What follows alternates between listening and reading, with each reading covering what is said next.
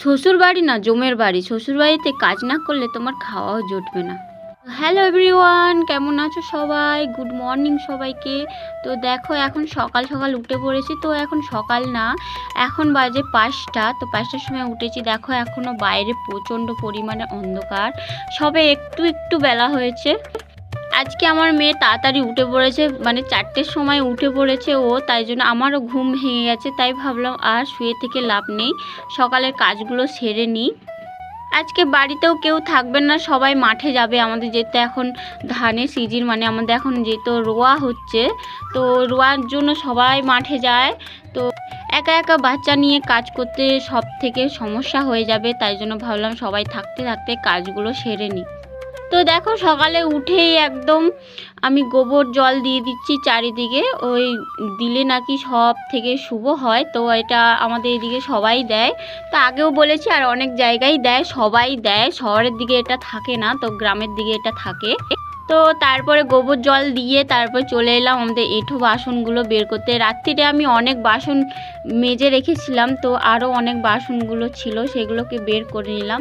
যেহেতু এখন শীতকাল, মানে এখনও গরম পড়েনি, তবে গরমটা হালকা হালকা পড়ে গেছে, কারণ এখন কাজ একটুকুনি করলেই গরম লেগে যায়। আর সকালবেলাও গরম লাগে, রাত্রিরেও গরম লাগে। আস্তে আস্তে গরম পড়ে গেলে আর কাজ করতেও অসুবিধে হবে না, আর উঠতেও বেশি কষ্ট হবে না। তবে দুপুরবেলা রান্না করতে বেশি কষ্ট হবে, কারণ উনুনের সাইডে বসে বসে রান্না করতে গেলে গরমকালে বেশি কষ্ট হয়। তো তারপরে এঁটো থালাগুলো আমি সব বাইরে বের করে দিয়ে চলে এসেছি। তো এসে এই রান্নাঘরটা একটু পরিষ্কার করে নিচ্ছি। কালকে আমার মেয়ে বায়না করেছিল, তাই আমি রুটিটা করিনি। আমি যদি রুটি করতাম তো আমার গ্যাসটা আমি রাত্রিরেই পরিষ্কার করে রাখি। যেহেতু মা কালকে রুটি করেছে, তাই মা পরিষ্কার করেনি।